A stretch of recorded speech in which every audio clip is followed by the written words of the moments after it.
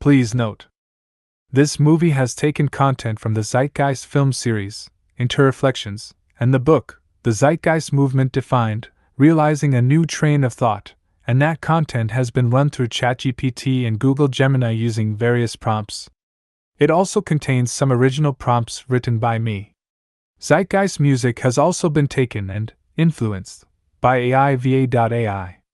The so-called official Zeitgeist movement and Peter Joseph's company, Gentle Machine Productions, do not own the truth they have presented. The word official is actually strongly related to the word authority, yet truth should be the authority, not any individual or group. To quote the first Zeitgeist film, "They must find it difficult, those who have taken authority as the truth, rather than truth as the authority." So this project asks two questions: can AI make a new Zeitgeist film? And is it possible to create a documentary that belongs to regular people who support the unofficial Zeitgeist movement that is not under any copyright? Copyright in reality is a form of plagiarism. Someone is plagiarizing reality when something is put under copyright. Our reality has already allowed any combination a human can come up with. So there is no such thing as something original, as everything is interconnected. There are only discoveries, there's no such thing as an invention. Reality is at odds with the basis of copyright, as humans learn by copying, machines work by copying, and nature works by copying. Without copying, nature would not exist. Copyright presents a hierarchical view of reality, just like religion. Yet reality is more like an open source project, where everyone learns together. Copyright is a form of oppression against the poor who wish to have free access to knowledge.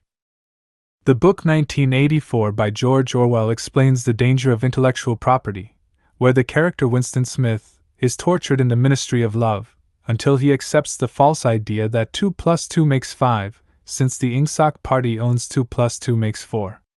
Those who burn books will in the end burn people. So enjoy.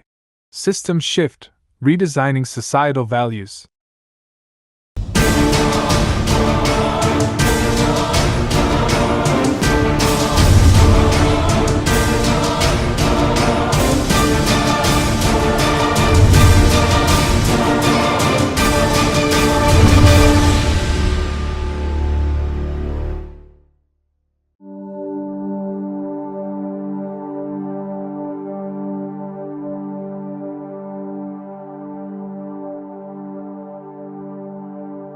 In our current societal structure driven by trade and profit, there exists an unspoken addiction to monetary gain that disrupts the prospect of fair and equal exchanges. The prevailing global mindset seems steeped in an illusion, valuing superficiality over intellect, prioritizing competition and property ownership over sharing and communal harmony. Instead of embracing sustainable practices and preservation, we endorse wasteful consumption, favoring cost efficiency over technical efficiency. The prevailing energy sources are often unsustainable and polluting, disregarding cleaner, more abundant alternatives. Moreover, the prevalence of conflict and the profiteering from warfare have overshadowed the potential for peaceful collaboration that fosters genuine progress.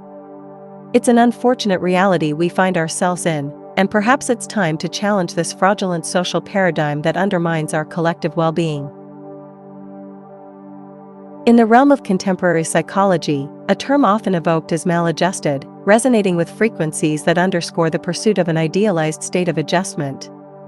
This ubiquitous word, sought after for its promise of averting psychological complexities, propels the desire for a well-adjusted life, steering clear of neurotic and schizophrenic tendencies.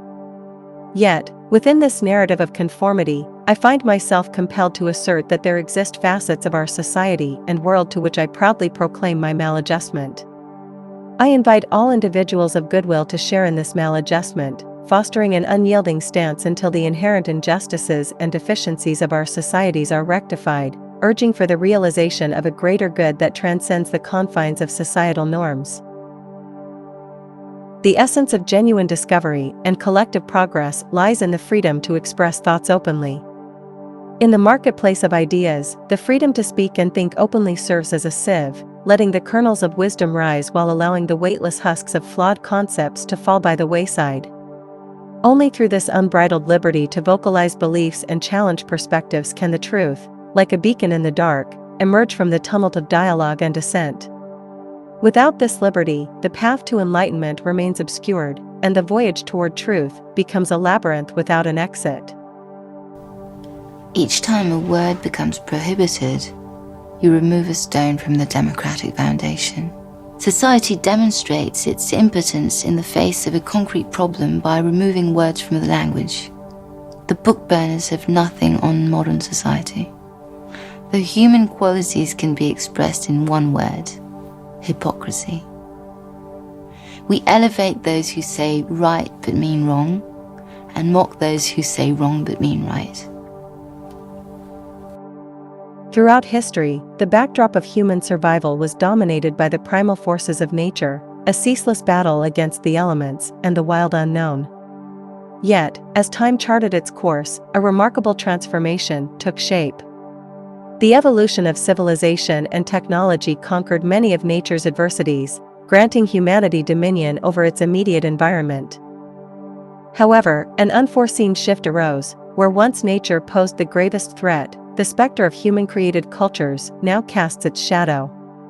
The peril of today isn't merely the unrelenting force of nature, but the tangled complexities of our own societal constructs, echoing across the globe. The survival of our species is no longer besieged by the fury of the natural world, but entangled within the intricacies of how we coexist, how we treat one another, and the cultures we've nurtured. The true test of survival has become what we, as a species, are doing to each other within the constructs of our own creation. In the midst of societal decline, art serves as a mirror, reflecting the cracks and decay woven into the fabric of existence. Truthful art, in its raw and unfiltered form, doesn't shy away from showcasing the stark realities of a faltering society. It doesn't sugarcoat or hide the deterioration. Instead, it bravely exposes the cracks, the imperfections, and the shadows that haunt the collective conscience. Yet, its responsibility transcends mere reflection. Truthful art serves as a catalyst for change. It's not content to passively depict the world's fluctuations. Rather, it aspires to be an agent of transformation, igniting conversations, challenging perceptions, and nudging society toward the path of evolution and renewal. Art's solemn duty is not only to depict the change, but to actively participate in the journey of shaping a better tomorrow.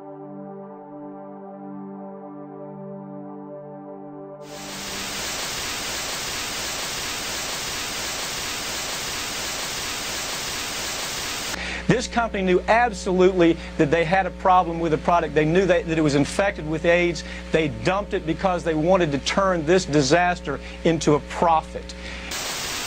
Do something for yourself. Join the Army Reserve. The Adelaide Casino. Somewhere over the rainbow is right here, and everybody's welcome to a piece of it.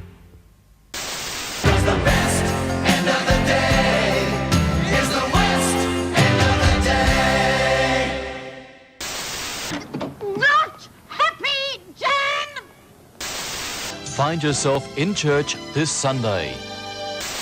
Peter Popoff wants you to receive the miracle spring water to release prosperity in your life. The only question that matters is, are you hot?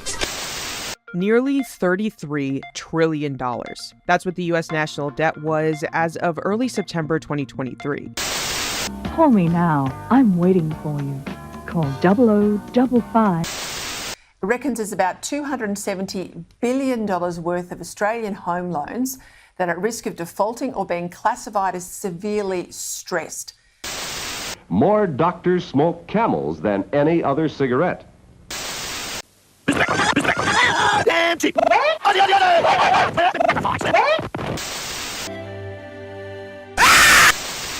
Ask the obliging Bank of America for a jar of soothing instant money, M-O-N-E-Y, in the form of a convenient personal loan.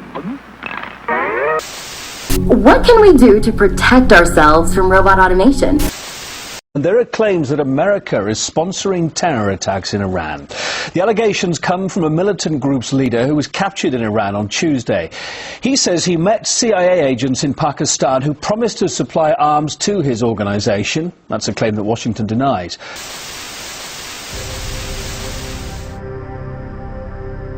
When thinking about society and mental health, there's a curious dynamic at play. It's often perceived as positive when individuals conform or adapt well to societal norms. However, from a different perspective, this conformity might not always align with genuine mental well-being.